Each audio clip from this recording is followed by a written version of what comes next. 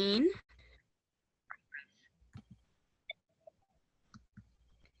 Can you see my presentation? Yes, we can. Awesome. And is it full screen now? Yes, it is. Perfect. All right. Well, good morning. I'm very excited to be presenting this today.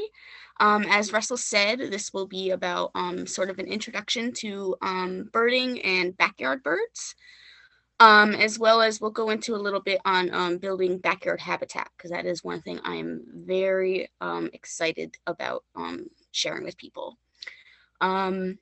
So let's get started.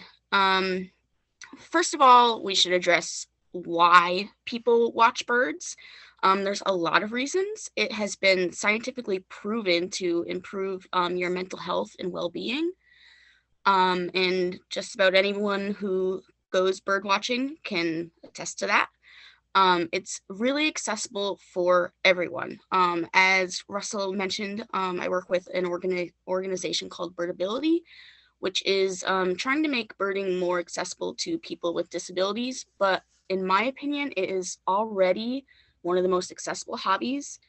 I'm sitting here right next to my window and I can see at least 10 species. You can do it from literally anywhere as long as you have a window and either eyesight or hearing. It doesn't have to be both. You can observe birds literally everywhere, all times of the year, which I think is wonderful. And it can be a really great way to get exercise and be outside in nature if you are able to do that. You don't have to do that. Again, you can see birds just sitting anywhere. But it can also be done alone or with others. It can be a great group activity, but it can also be a good solo activity.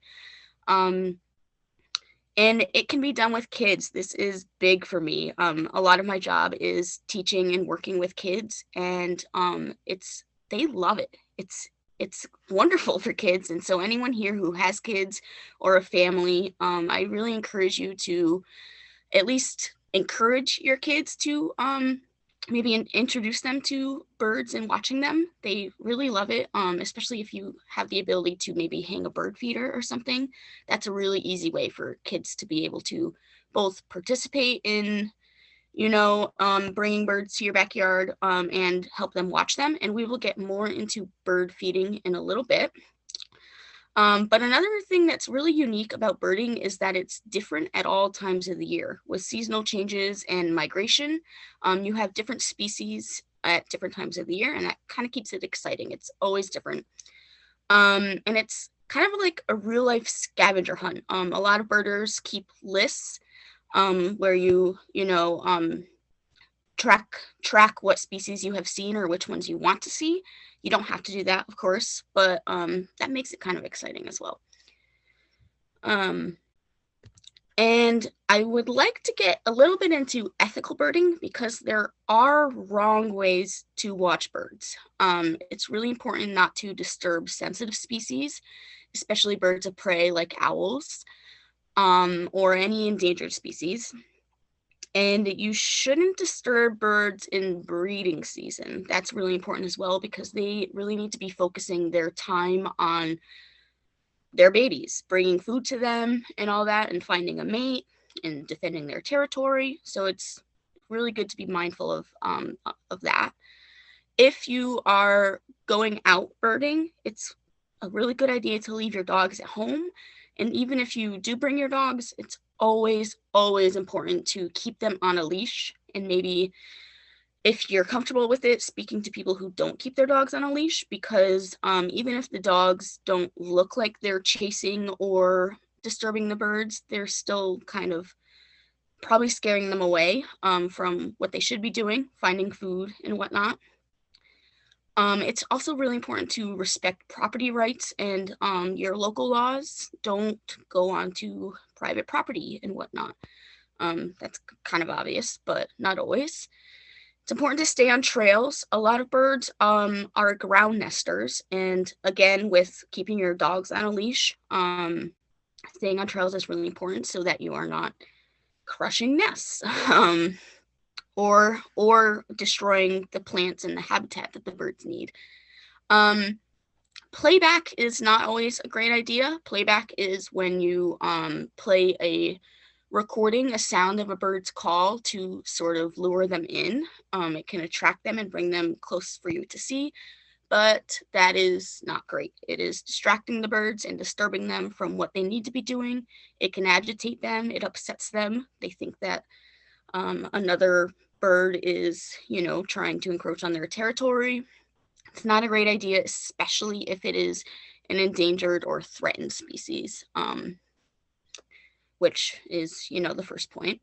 It's also important to be respectful of others in your group if you are with others in your group, but as well as other people just out on the trails that you might come across. A lot of people will see that you're obviously looking at something and be curious. They'll ask you what you're looking at, and it's, a good idea to just be polite to everybody. And a really big thing is to not share nest locations. We don't want, a whole bunch of people tracking down like an owl nest. So don't, share that, especially on like social media or an email listserv. And lastly, it is illegal to collect nests or feathers of any native species. All of our native birds are protected, and it is against the law to harm the birds in any way, but also to collect any of their nests or feathers or eggs. All right, so that's what I have to say on ethical birding. And now we'll get into how to identify a bird. There are 6 main points that you should consider when you are trying to identify a bird. The first is size and shape, and then color and pattern, their behavior, observe what they are doing, their habitat, where they're located, their songs and calls, any, vocalization they're making, and then the range and time of year. And we will get into all of those individually next, but first I have just an example. I chose the northern harrier, one of my favorite birds to see at Hammonasset. These guys are sort of medium-sized, and they have a buteo shape, which is a type of hawk where that is very broad-winged. We'll see a picture in a few minutes of how the shapes of hawks differ. But they also have like an owl-like round face, which is kind of unique. But they also, my favorite part of northern harriers is they're super easy to identify in flight, which is often when you're seeing them because they have a very obvious white patch on their rump. As soon as you see that, it is an immediate identification of a northern harrier. But the rest of their body is gray. Most of the rest of the body is gray. And for their habitat, they like open space. They hunt in marshes and grasslands.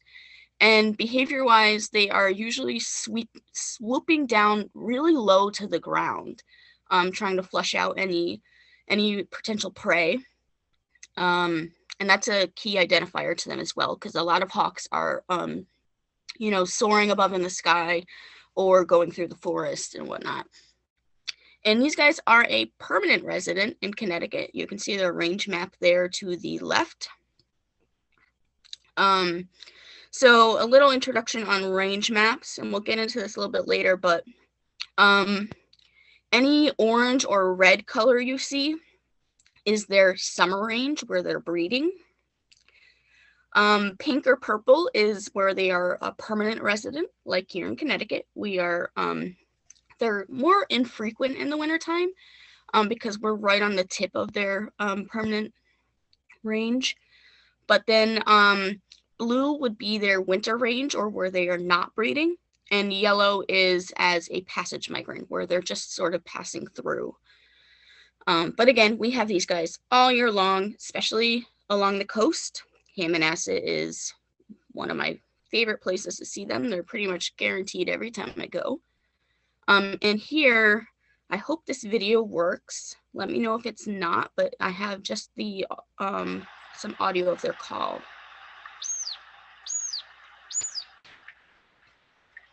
So that is one vocalization that the harriers make. Again, most birds make quite a wide range of, oops, I didn't want to do that. Uh-oh, what's happening? Sorry. There we go. All right. So size and shape is the first thing to, let's present this, consider when you're identifying a bird. Each group of birds has a sort of unique shape to them and size. Again, I mean, it's very obvious. Some birds are very small, some are very big, and they all look different. I have a picture of some examples of like silhouettes that different groups make. It's really easy to, I'm sure everybody can differentiate between a duck and a hawk, or a seagull and a wren. But as you can start recognizing these shapes, it's really easy to narrow down what bird you're seeing. And then on the right, I have an example of silhouettes of raptors. Like I was saying, the northern harrier has that second one down, that sort of shape. But when you're looking at hawks soaring in the sky, recognizing their silhouettes can be really helpful. Falcons have a much narrower wing shape, and the accipiters, which are hawks that are typically in the forest, have a much longer tail and sort of narrower wings than the broad-winged hawks. And the eagles are, of course, very large. Another great identification on eagles is their soaring is like rock steady. They don't like rock at all like vultures do. They're very steady when they're soaring. And then color and pattern is, of course, a really important thing to be looking at when you're identifying a bird. If you can start getting familiar with basic bird anatomy, you don't have to memorize all of these things that are down on the bottom left, but these are the words that your field guides will be mentioning. So it's, a good idea to be familiar with some of them. You want to be looking for things like streaking, or is there spots? Do they have wing bars, which are, you can see on this picture, stripes that are on their wings. Their crown color, their rump color, like you saw on the northern harrier, that big white rump. And then legs and beaks can be a really important thing to be considering when you're looking at similar birds. Right here I have the song sparrow down on the bottom right, just an example.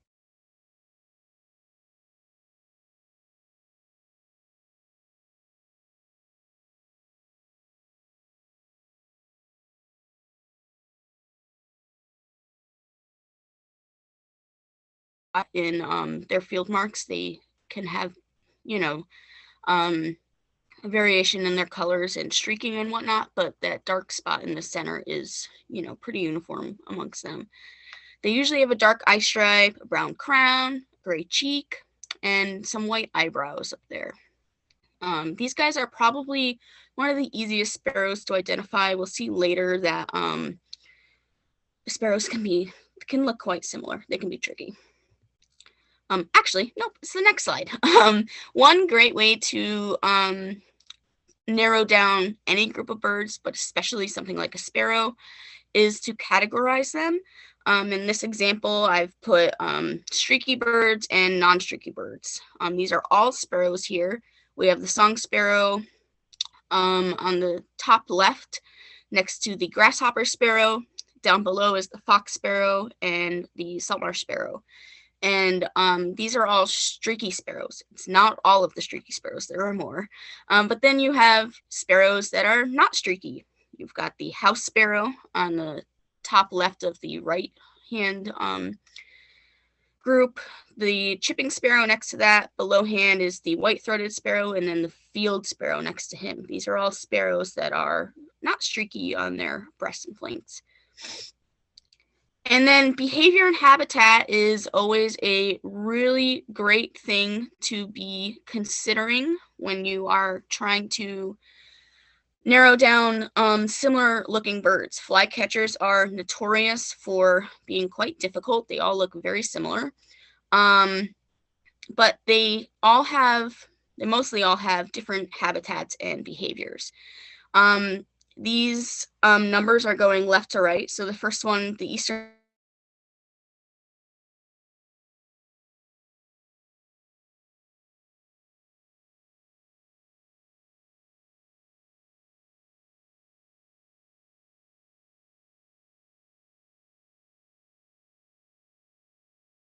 that is usually an immediate identification of the eastern phoebe. In my opinion, one of the cutest birds we have here in Connecticut. They're one of my favorites, and I have a video of that as well in the next slide. The willow flycatcher, they're usually they're always in brush and shrubbery and pretty common along the coast, at least here in Connecticut. But again, they sort of like mid-levels in brush and shrubbery, usually along water. The great crested flycatcher, you are normally going to be seeing them from way below this view. They have brighter colors than the other ones. They're kind of reddish on the top and then a pretty bright yellow belly, but they're almost always pretty high up in the treetops. They're almost always heard before seen.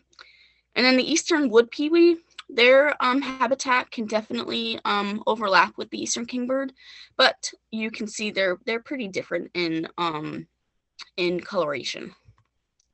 And here are some videos. We'll just do a couple seconds of each one because I know I'd like to be mindful of time.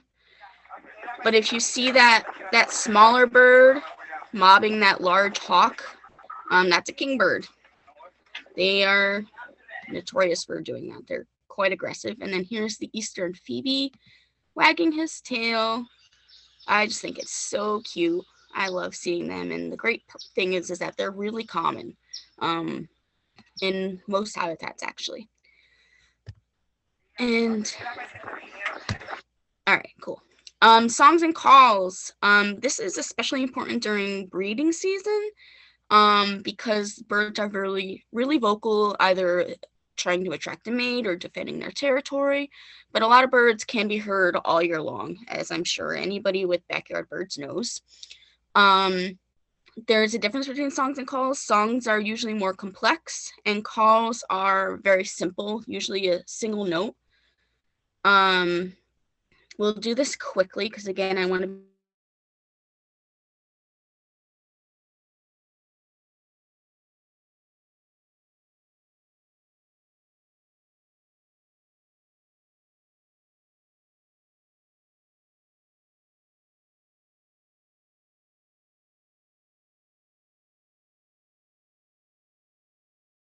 sorry.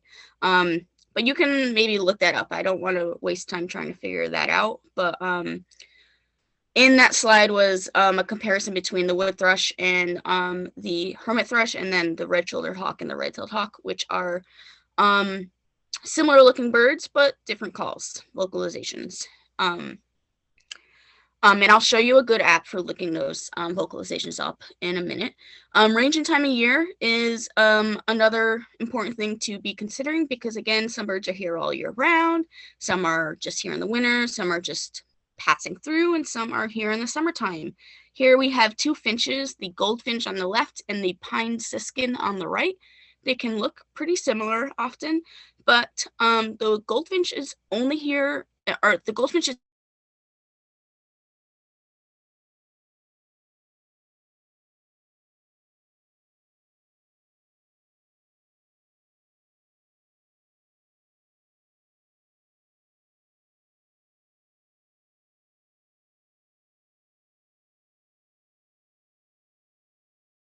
and resources. I'm not going to spend a whole lot of time on this because most of them are on that document that Russell mentioned is shared on the website.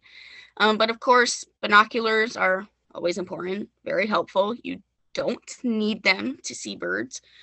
Again, I'm seeing like 10 species just from my window. I'm not using binoculars, but they can be pretty helpful. And there are a lot of different accessories to your binoculars. A lot of binoculars will come with a strap, but in my opinion, the harnesses, which you can see on the bottom right, are so comfortable. Sometimes I forget that I'm wearing them and I'll like drive off still wearing my binoculars. But again, I don't want to spend a whole lot of time on that. And then other optics are scopes. Those are great for seeing birds really far away, really great for sea watching, hawk watching. Cameras, a lot of people bird exclusively with cameras and without binoculars. Zoom is a really great function on those. And then there are some sound recorders for of course, recording sound. But again, I'm going to show you an app in a minute that also does that. Field guides are really, really helpful, of course. But there are some things you want to look for in a field guide. In my opinion, there are some not great field guides because a lot of them might only show one picture of the bird. And as you can see on the top right, birds have a lot of birds anyways, have very different plumages depending on either sex or time of the year. And then, of course, in flight or perch, they can look very different as well. So you want to look for a field guide that is going to show you lots of different images of different positions, time of year, and sexes. And, of course, a range map is also pretty helpful. The pictures above are from the cover you can see down on the bottom right, Sibley Bird's East, or if you're not in Connecticut, if you're somewhere else in the country, maybe Sibley Bird's West. But that's the one I use. It's my favorite, but everyone has different preferences to that. And then some websites. I wanted to show you them, but all right, we'll do it quickly. We have a little bit of time. I'm going to show you eBird, but again, all of these are on the document that is on the website. So here's eBird. This is super, super helpful. As you can see on the left, you can track all of your personal records. There's another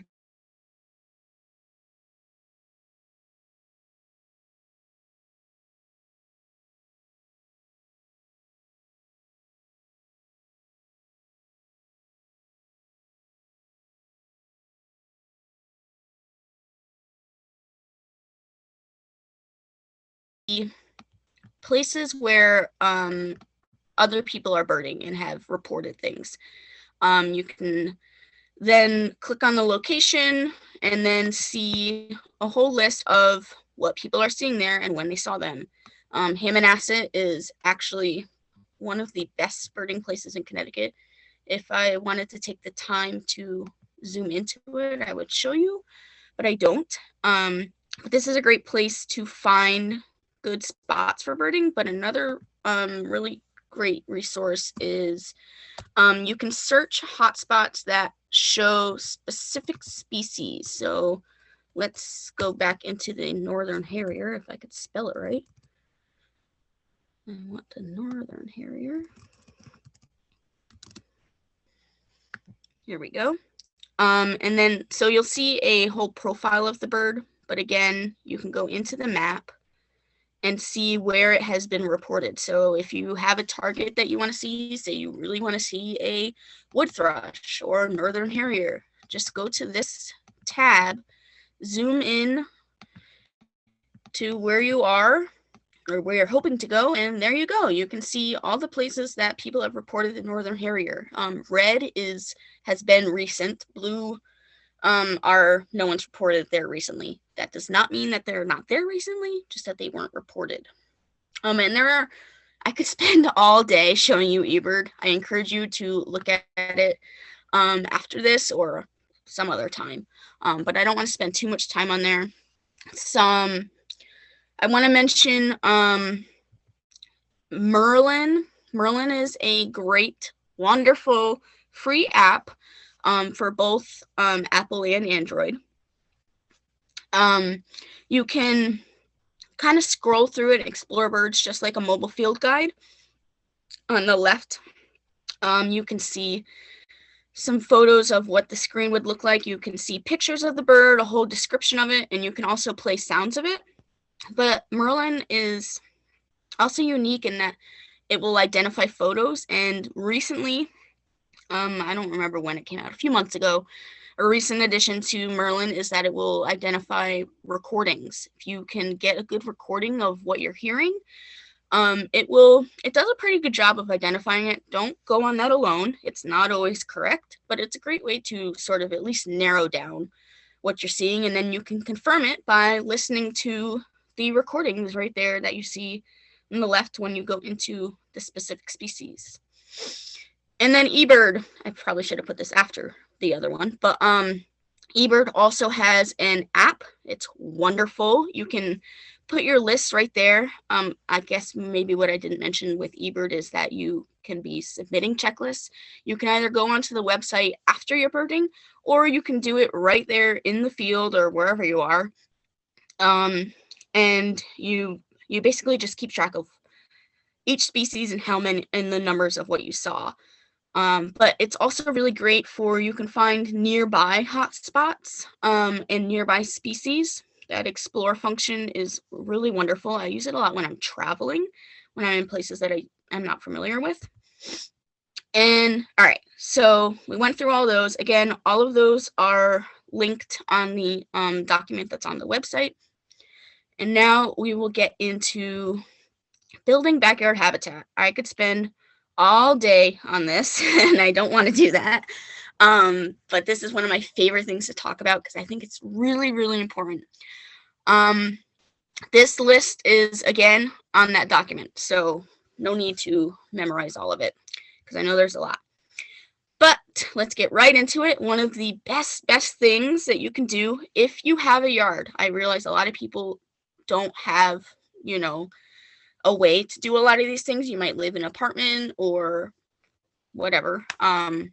So I know not everyone can do these things, but if you are able to, native plants are amazing. Plant native plants and preferably remove any invasives that you might have. And please try to avoid planting along the roadside. Car strikes are a huge reason for birds that I see come into our rehab center. They're very common. It's really sad. Sometimes they make it, sometimes they don't.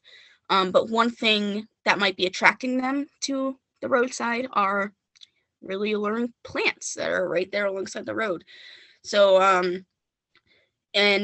like I personally still like to have nice plants in my garden alongside the road, but I don't plant anything that is going to be attracting birds or the bugs that the birds are eating. That is a really important thing about native plants is even if the birds are not attracted to that plant directly, they are after the insects that will be attracted to that plant.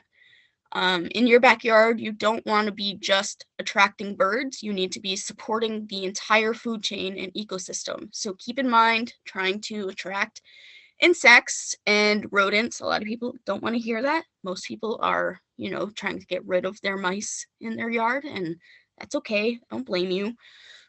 Do as much as you can or want, but those are great things to have if you want to be seeing hawks and owls in your yard. Plant plants that will provide food year-round. A lot of plants, you can see in the top right, that plant is called echinacea or purple coneflower. It's native here in Connecticut. I am honestly not entirely sure of its range around the country. So anyone who's not from Connecticut, maybe look that up. I think in the document that is on the website, there is a link to, there's this really great webpage, I believe by Audubon, where you can put in your location and it'll give you a list of what plants are native, but it's also really easy to just, Google, is this plant native where I am? But that's a good resource when you're, looking for things to be planting. But anyways, so plants that provide food year round, might be attracting insects in the spring and summer, and then their seeds will provide food in the winter. A lot of gardeners deadhead their plants, and that's not really great for birds because you are getting rid of the seeds that they would be eating. So, they won't be able to have that. But echinacea particularly is like a finch magnet. They love it. Another great flower that's really pretty for your gardens that birds love in the fall and winter are sunflowers. They love those seeds. We'll talk more about it when we get into bird feeding, but that is, arguably the best seed to be putting out. If you're only putting out one seed, make it sunflower seeds. Cats. This is like the most, if you get anything out of this presentation, if you have cats, please keep them indoors. You can see here on the bottom right, even if you can't see it quite clearly, I'm sure you can at least see the bars to this bar graph. this is a representation of how many birds by the millions are killed every year by some sort of impact. On the left are cats, exponentially above all of the others. From left to right you have cats, hunters, window strikes, car strikes, and then others. Cats are amazing hunters, very effective killers, and they are really great at killing birds. I see so many come in at my rehab center, and honestly, they often don't make it because even if they can recover from the injury, they almost always develop an infection from cats, and it's horrible. If you can, I really, really encourage you to keep your cats inside, or some people can get their cats comfortable with walking on a leash, or some people have even built what's called catios, which is basically just like an enclosed, fenced space outside that the cats are still able to be outside but not be harming anything. And cats also, they kill a lot of birds, but even more so rodents. And again, as I said, rodents are a huge food source for a lot of birds, so not great. And I'm going to sort of rush through the rest of it because I want to leave time for everything else and questions. But mowing is not always great because, especially during the nesting season, you will likely destroy any ground nests that are there. But also, lawn space doesn't really serve any purpose. But it would provide a lot of habitat if people sort of at least left part of their properties to just overgrow. Raking, if you can. I know a lot of homeowners associations don't allow these things, but raking, again, just be lazy about it. No one likes to rake, but also leaf litter is a really great food source for birds where insects, dead insects or eggs and whatnot might be in there. Or seeds. Birds can rummage through that leaf litter and find a lot of food. Pesticides and rodenticides. So pesticides this is twofold. You are killing off the bird's food source, but then you are also directly poisoning the birds. Raptors almost never survive from rodenticide. We have to get them in really quickly to have a chance to save them, and that rarely happens. So if you are putting out poison for the mice and rats on your property, it's not really great because if a raptor catches that and eats it, they're likely going to die. I don't want to go too far into this because I want to leave time. But again, this list is on the document. Really quickly, birdhouses are, of course, pretty great. Bird feeders, we'll get back into that, but please, if you have bird feeders, clean them regularly. A lot of birds will get sick and die of feeder diseases. I'm sure people probably heard there was a really, really big one throughout most of the eastern half of the country. It was not great. And supporting pollinators is great because, again, you want to be supporting that whole food chain for birds. And I don't want to get too far into this because I want to leave time. Bird feeding, pretty great if you have the property and resources to be doing it. Again, this is really great for kids in particular. I'm not going to explore that link because I, again, am being mindful of the time. But Project Feeder Watch is a great citizen science project, but they also have, you can find on their website, you can put in your location, time of year, and it will show you all the birds you have and what seeds they'll want. And you can also filter it by putting in a specific seed, and it'll show you which birds it will attract. Right here on the left is an example of a graph that you'll see on the back of a lot of different bags of bird seed, and it will show you what types of birds that seed will be attracting. And then what not to feed birds. This is really important. A lot of people like to feed birds bread, cereal, dog food, and then seeds and nuts that are not meant for birds, that are meant for humans, often have salt on them. and that's not great for birds. So please don't feed them those. But a really big thing is at parks, especially like a state park like Hammonasset. This would not be great.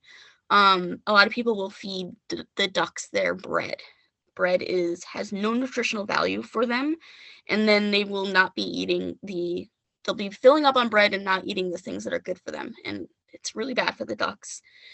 But then you'll see a lot of web pages and signs at parks suggesting healthy foods for ducks, like peas. Yes, it's good for them.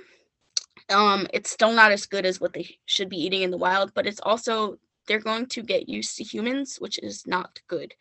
We don't want wildlife to be interacting with people or relying on people in any way. So I would suggest that you just don't feed them anything. Just watch them and appreciate them from a distance. And then what's the time? All right, so I'm gonna kind of rush through these a little bit. I believe there should be a link. I made up a checklist of some common backyard birds, and a lot of them, hopefully all of them that I'm about to mention should be on that. But they are all birds that, depending on what sort of habitat you live in, if you live like in the city, obviously this will be quite different. But all of these will be really common backyard birds. And most of these are year-round. And so on each slide, I have on the left a range map of the bird and then a picture of the bird. This is the Tufted Titmouse. Really common. They especially like forested habitats. These are a really common feeder bird. They'll come for just about any sort of seed, nut, or suet. They're not picky. They like just about everything. I'm sorry. They're really closely related to chickadees, which we'll see probably next. They sound very similar. They live in similar habitats, have similar behaviors, and eat the same things, but they look very different, as you can see. So that was the titmouse. There's a chickadee. In Connecticut, we have the black-capped chickadee, but there are different chickadees all over the country. Here, they are here all year round. They do not migrate. They don't leave ever, which is great because they're really cute. And even though they're really common, we still love to see them. They can be quite noisy. They make a lot of different vocalizations, and they also have a pretty distinct alarm call that most other birds will react to. This is, again, a really common feeder bird. They'll come for just about any seed, nut, or fruit that you put out. And then here's the northern cardinal. So the last two birds we saw, both sexes look the same. They're identical. But here in the northern cardinal and a lot of other species, the males will look very different from the females. In most cases, the males will be more colorful than the females, but not always. But the northern cardinal, they are really easy to identify and spot, at least the males. They are bright red. Another common feeder bird, they love seed, and they'll come for berries as well. If you put out any sort of dried cherry is usually what's in bird feed mixes. But they're happy with just the sunflower seed. These guys are also pretty vocal, and they're usually the first bird that you hear in the morning at like 4 a.m. sometimes. They can be really loud, sometimes kind of obnoxious. But they're still great to look at. They're quite pretty. The house finch, all year round, another common feeder bird. Again, the males are more colorful than the females. They are quite reddish, pinkish on their head and breast, whereas the females can look very similar to sparrows. They are quite drab, but they're almost always in a pair or flocks. They flock. This is a flocking bird.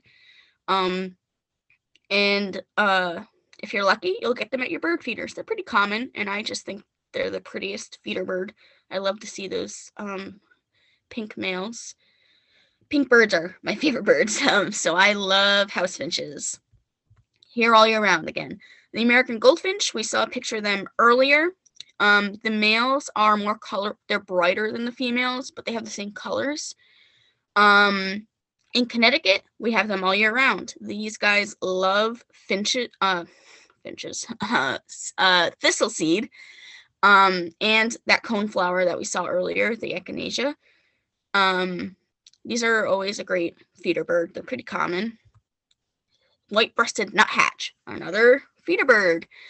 These guys love suet, seeds, and nuts, and they're pretty unique in that, as you can see in this picture, that they'll walk down the tree backwards or like upside down, in that they walk, facing down towards the ground.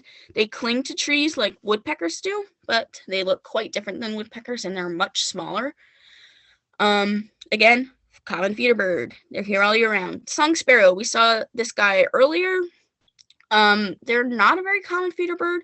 They will come to feeders if you have, certain seeds, but normally you'll see them sort of just out in your yard or in the wild. They're really common. They're quite vocal.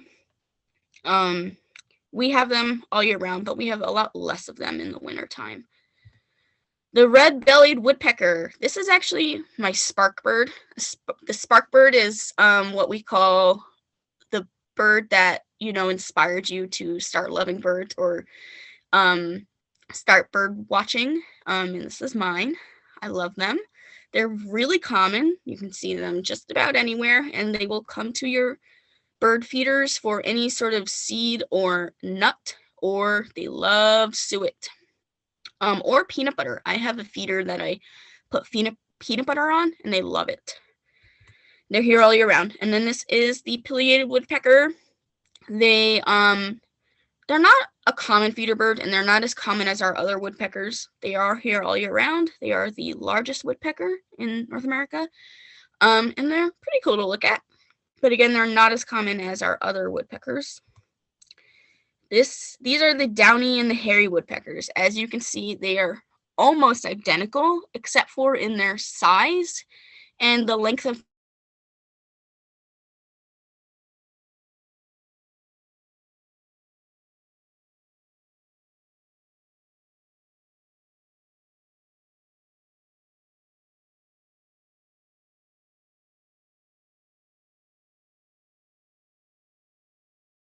because I hear them both every single day. They're both here all year round, and they both love suet and different seeds and nuts at your bird feeders. But the downy is much more common than the hairy. Much more common. So if you're questioning, it might be a downy.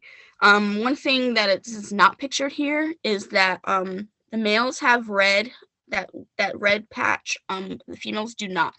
Same as in the red-bellied woodpecker, there is the red along their head is not continuous, and the female, it's just the back of their neck and the top of their head.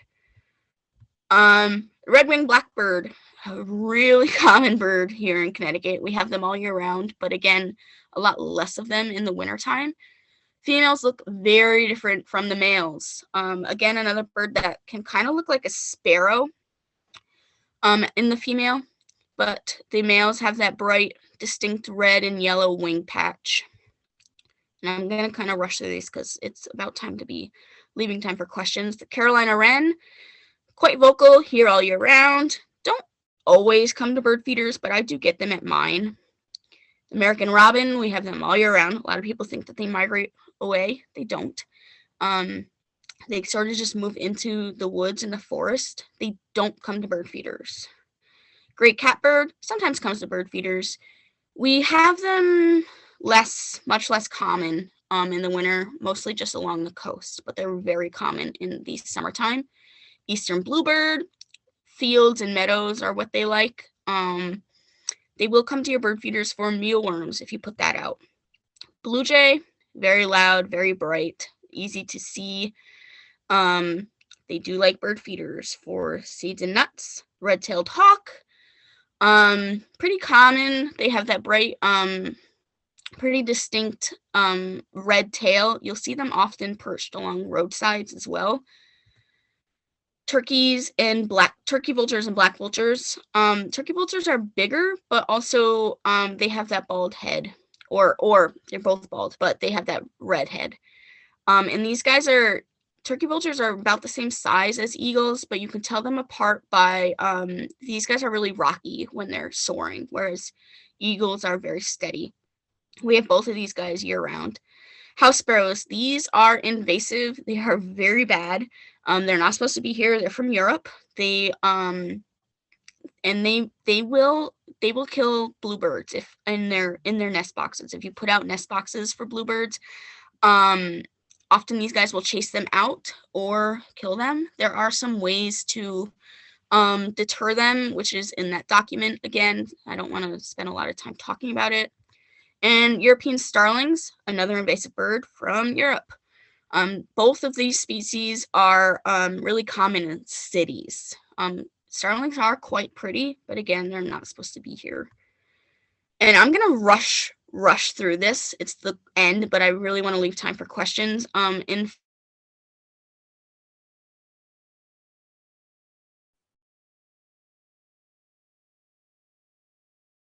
Don't have to rush too much.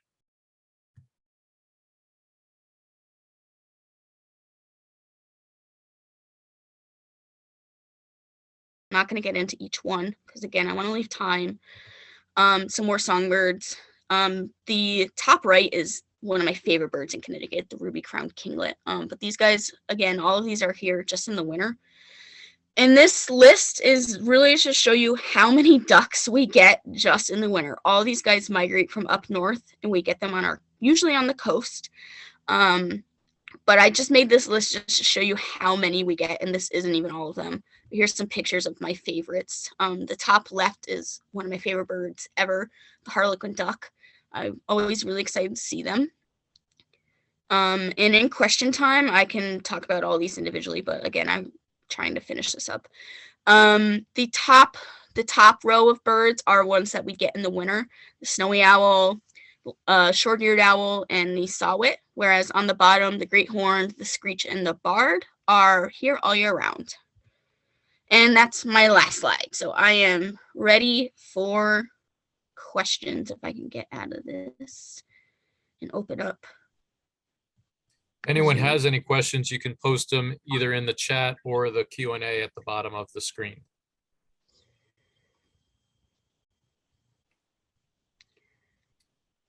We did have a comment earlier that someone, and I don't remember who, spotted a northern harrier here at Hammonasset yesterday. Awesome. Yeah, I don't think I've ever been to Hammonasset and not seen a harrier. They're really great. I love to see them. They are pretty regular here in the winter. As are, if you really are patient and can spend the time searching, saw-whet owls are also very common here, but it's really the patient people that know where to look that are seeing them. Saw-whet owls are, in my opinion, probably our all-time cutest bird here. I think they're adorable. They're just so cute. Someone would like you to go back a couple of slides and review the species and where are red-tailed hawks usually found. Okay, so red-tailed hawks can be found in any habitat. You'll see them often perched along roadsides. And this is one reason why we get so many birds by car strikes, is because the raptors are attracted to the rodents, which are attracted to the litter along the road. So you'll see them often perched on roadsides, but you can see them soaring just about anywhere. They're really common. And what species would they like me to talk about? The winter ones that I rushed through? They said a couple of slides. They didn't say specifically. So yeah, why don't you? Okay, sure. I can talk about the winter ones.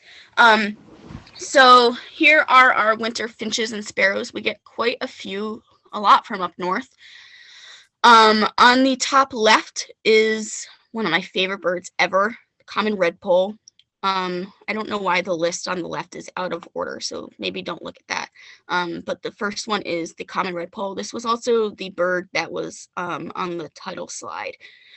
I think they're so cute. They're not super common, but you can see them at Hammonasset and pretty much any of our coastal state parks, especially on the western coast by Connecticut. The red crossbill is next. These guys, crossbills, we have the white-winged and the red. They have this really unique beak. Here, let me make this full screen, sorry, so you can see better.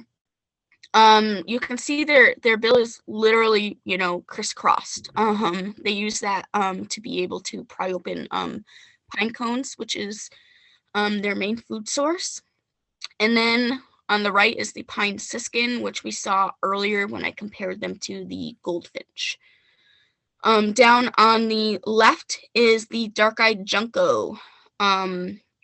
These guys, if you go a little bit up north into like Mass and New Hampshire, you can see them all year round, but in Connecticut, we get them in the wintertime. These are a really, really common backyard bird. Really common. Most people get them. They're really cute. They are actually a sparrow, even though they might not look like it.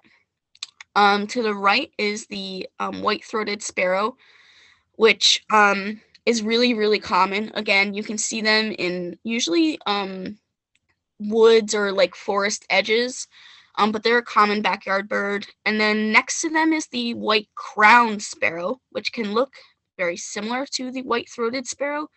But white-crowned are much less common here in Connecticut and are mostly just along the coast.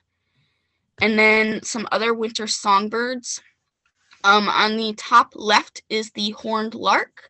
These guys are usually in flocks. I saw some the last time I was at Hammonasset, which was really exciting. I think they're really cute. And I saw that someone else had a couple other, I'm blanking on what they were, but it was a mixed flock with a kind of a rare species in with them. So look Lapland closely. longspurs. Yes, thank you. I don't know why my brain was lagging right there. But yeah, some people did see them in there. So look closely when you see a flock of horned larks. These guys, you can get them pretty often at Hammonasset in the wintertime. Ruby-crowned kinglet, again, one of my favorite birds. Actually, my phone background. I just think they're really cute. Down below them is the golden-crowned kinglet. Both of these guys are really small. They're our smallest birds after hummingbirds. They're really small. Some people call them ping pong balls because they are just constantly on the move. They like don't sit still. They're really hard to get pictures of, but they're just going like constantly back and forth. I just think they're so cute. And then the bottom left is a snow bunting, another flocking bird. Really cute. And again, all of these are just here in the winter. The snow buntings will also be with the Lapland longspurs and the horned lark sometimes here at Hammonasset. Yes, that is a good point. I love those mixed flocks, but they can make identification sometimes kind of tricky. But any flocking bird, it's a good idea to look closely, especially robins. You can get robins and cedar waxwings, another one of my favorites, will often form mixed flocks as well in the wintertime. So always look closely at any flocking bird, I would say. And I think those were all of my, I guess I'll talk about the ducks. The top left is the harlequin duck. These guys are found on really rocky coastline. They're not super common in Connecticut because we just don't really have the habitat for them. But if you go just an hour into Rhode Island or up into Mass, you can get them. I've seen a couple this year already. Next to that is the king eider, not as common as our common eider, but pretty cool looking. They have quite the funky looking face. To the right of that is the northern pintail. Down on the bottom left, we have, why am I blanking on this? Is that a ringneck duck? Yes, I'm sorry. And then to the right is the hooded merganser. These guys will have pretty big groups. These are a diving duck along with the harlequin, the eider, this guy, and then the one on the right. The hooded mergansers are really cool looking. But these diving ducks are going down below the water for, fish, shellfish, stuff like that. To the right is the long-tailed duck. Really cool looking. Again, they really like the same habitat as the harlequin duck. I often see them in the same spot at the same time. Sometimes together, but not always. I think they're just really cool looking. In most of these, the females look really different. Usually much drabber. All brown. Female ducks are notorious for like being kind of hard to tell apart. They can look pretty similar, especially like mallards and black ducks. I struggle with those, to be honest. Sometimes I just don't bother. And they will hybridize as well, which just complicates things even more. Lori has commented that she saw horned lark with snow buntings here on Tuesday. So Lori also volunteers here at the Nature Center as a greeter and gets to do some bird watching while she's here. Awesome. Yeah, I don't think I've seen snow buntings yet this year. So maybe I will have to make my way over there for them. I will have to say, Hammonasset, you mentioned it earlier, one of the best places for bird watching.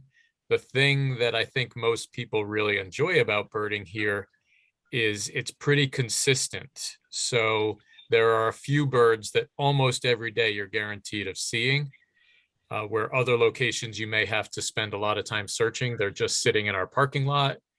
With the harriers, they're, somewhere in the salt marsh right now, there's got to be a harrier in this park. You just have to drive around and look for them. We do get a lot of I call them drive-by birders, because you don't even have to get out of your car to bird watch here. Yes. In fact, probably every time I've gone, the harrier that I see is just driving in. I always see them when I'm driving, and that's one thing I really, really love about Hammonasset is how accessible it is. It is really great if you are in a wheelchair or use some sort of mobility aid. Most of the park is, of course, not really along the beaches, but it's paved and you can still see the beaches from the parking lots or the paved sidewalks.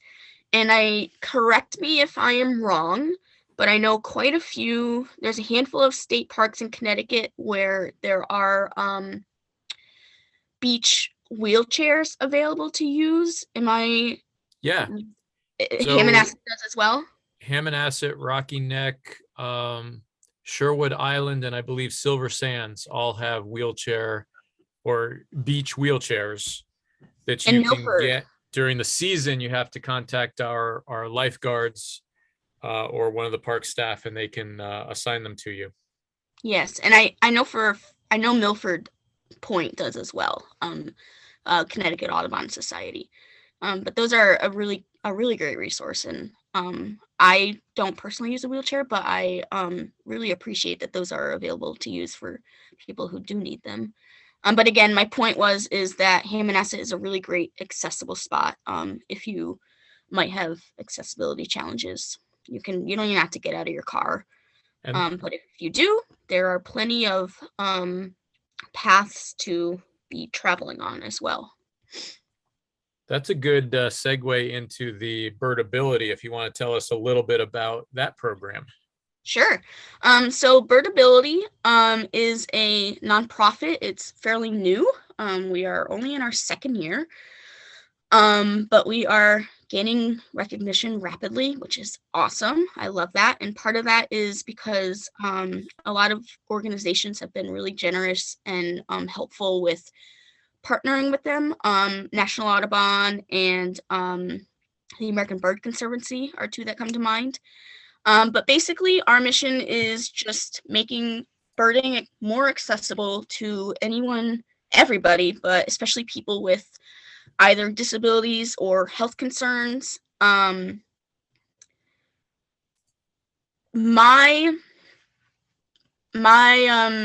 The reason I got into birding is actually because I was really, really sick for a very long time. I was bedridden for months at a time. And all I could really see was what was out my window. And I fell in love with my backyard birds. Like I said, my red-bellied woodpecker was my spark bird. It came right up like 2 feet away, just on my wall outside. Um, but but anyways, that's how I got into birding, and so I'm really passionate about, helping out with birdability.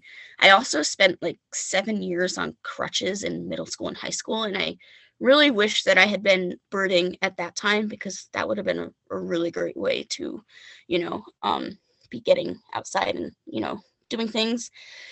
Um, but anyways, birdability, we do a lot. One thing that's we're trying to, get anybody involved with is submitting site reviews.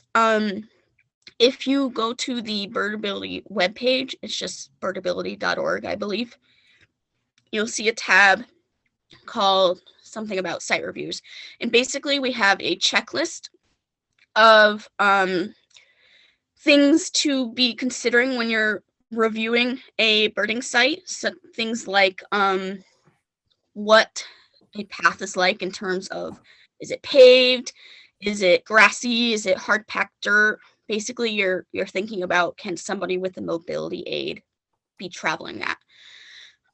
You might be assessing the steepness of it, if there are any sort of platforms like lookouts that either have a ramp or are just on the ground, no stairs. There's a whole lot of things that on that checklist, but that's a really great way for literally anybody to get involved. Anybody can submit those, and they're really helpful. They get put onto a map, I believe on Audubon, and that helps people with accessibility challenges find accessible sites, and then they can go and see what that site is like, what to expect, and if they'll be able to, visit it. Some other things we do, we have a blog. I personally have written a few blog posts for them. The blog post that's up currently, it was back in like March, I think, was my experience visiting snow geese in Pennsylvania. Another thing about me is that I am actually autistic, and that was a really difficult trip for me.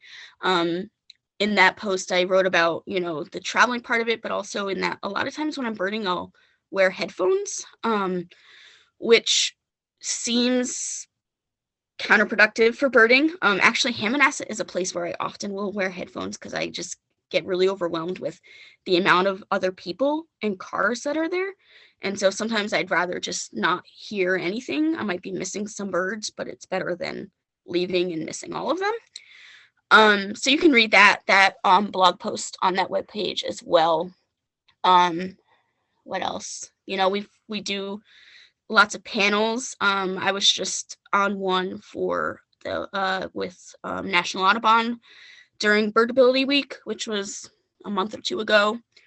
And that was that. Birdability Week the last 2 years with National Audubon is a huge part of how we've gained a lot of recognition. Audubon has been really great in helping us out. And then another big thing, this is actually my personal project with them, is creating accessible CBCs, Christmas bird counts. Christmas bird counts are a long-running tradition in birding, about 122 years now. And you can, again, I don't want to spend a whole lot of time on it, but you can see that on the Birdability webpage. Audubon is helping us, making them more accessible this year, and I'm really excited about that. And anybody here in Connecticut, or actually anywhere, again, this has been my thing that I'm coordinating, so I can help you out, but especially in Connecticut, we're looking for participants. So please contact me. And that's all I'll say on Birdability, because I know I kind of rambled a little bit there. I just put up a poll question if all of the attendees would like to fill it out. A couple of people already have. It's asking if you feed the birds, and if you do it, all year, only in the winter, or you have never fed birds. So people want to take a moment and answer that. And do we have any other questions? I'm checking the chat right now, not seeing any questions. All right, so it looks like so far we have 20% of our audience feeds birds all year, 40% only in the winter, and 40% never. Yeah, I think one thing to consider is that a lot of people unfortunately can't feed birds, which is quite unfortunate. I know like a lot of apartments and whatnot, you either don't have the space or there are rules against it. So that's unfortunate. And then some people just don't want to feed birds, and that's fine.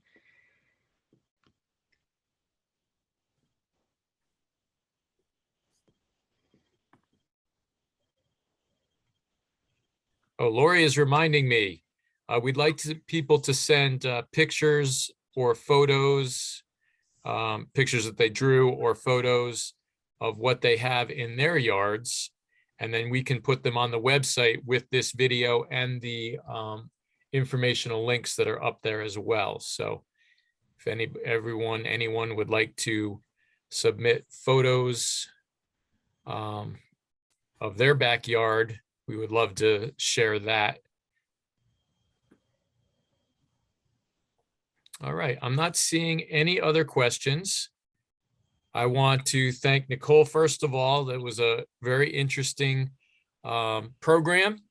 Hopefully people have a new appreciation of the birds that are in their backyards. Keep an eye out for more of these lecture programs. If you go to meigspointnaturecenter.org on the calendar, you can click in to get the Zoom link for the upcoming programs, and they are going to be Saturdays at 10 o'clock. And then I will be doing Facebook Live programs Thursdays at 11 o'clock. And then if I find something really special, which occasionally happens, I'll go Facebook Live any time of the day or night. If you remember last year, I did one at 9 o'clock at night, helping frogs cross the road. Ended up with about 35 people watching that one live, which really surprised me that there were so many people paying attention to Facebook that late at night. But I want to thank all of our attendees, and unless we have any other questions, we're going to wrap it up. And I'm not seeing anything. So again, thank you, Nicole. I am Ranger Russ, and I want to thank everyone who watched today, and we will see you all next time. Thank you, Russell, for having me, and I had a lot of fun, and I hope everyone has a great day and is coming away from this with either have learned some things or a new appreciation for birding.